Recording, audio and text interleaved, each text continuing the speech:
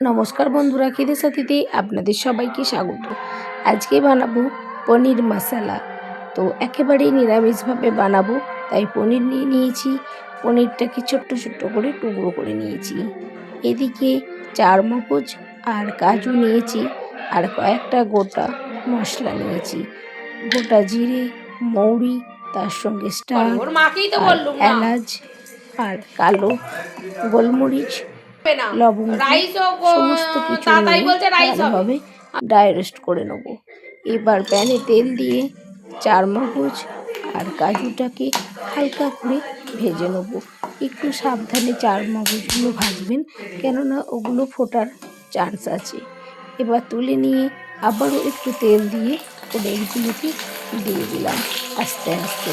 পনিরগুলো একেবারে হালকা করে ভাজবো, যেন দেখবি যে বেশি লাল না হয়ে যায়।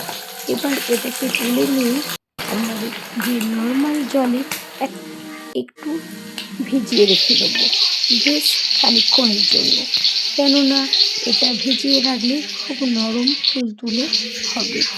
এবার মিক্সির মধ্যে এই মশলাটা একেবারে পেস্ট করে দেবো, সঙ্গে একটা কাঁচা লঙ্কা দিয়েছি। এবার ওই পনির ভাজার তেলেতেই একেবারে পেস্টটা দিয়ে দিলাম, তার সঙ্গে অল্প একটু আদা বাটা, রেগুলার মশলা, নুন, চিনি সমস্ত কিছু দিয়ে ভালোভাবে কষাতে থাকবো। এটা একটু সময় ধরে কষাবেন, একটু জল অ্যাড করে দিয়ে কষিয়ে নেবেন। কষানো হয়ে গেলে এবার আপনারা একটু বেশি করে জল দিয়ে দেবেন। দিয়ে এবার পনিরগুলোকে দিয়ে দেবো। পনিরগুলো একটু ভালো করে যেন মশলাটা ভেতরে ঢুকে যায়, নুন ঝাল মশলাটা, তাই একটু দিয়ে ফোটাবো। ফোটানোর পর এবার এটা আমরা সার্ভ করব।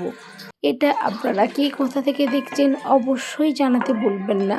আর খুব ইজি প্রসেসে যে এই পনির মশলাটা বানানো যায়, আপনারা অবশ্যই একবার হলেও বাড়িতে বানিয়ে দেখবেন। এটা ভাত, রুটি বা পোলাও বা তার সঙ্গে আপনারা নান, পরোটা যে কোনো কিছুর সঙ্গেই খেতে পারেন। যে কোনো দিনে খুব ঝটপট বানানো হয়ে যায়। আর এটা ভালো লাগলে অবশ্যই আপনারা খিদের সাথীর পাশে থাকবেন। আরও নিত্য নতুন ভিডিও প্রতিদিনই আমি ছাড়ি, তো আপনারা দেখার জন্যে অবশ্যই পাশে থাকবেন। আর ফেসবুক পেজ থেকে দেখলে অবশ্যই ফলো দিতে ভুলবেন না। আর ইউটিউব থেকে দেখলে আপনারা অবশ্যই সাবস্ক্রাইব করে দেবেন। আর একে অপরকে দেখার সাহায্য করুন। তো সবাই একবার হলেও শেয়ার করে দেবেন। আর এরকম ভিডিও অবশ্যই খিদের সাথীতে আসতে চলেছে।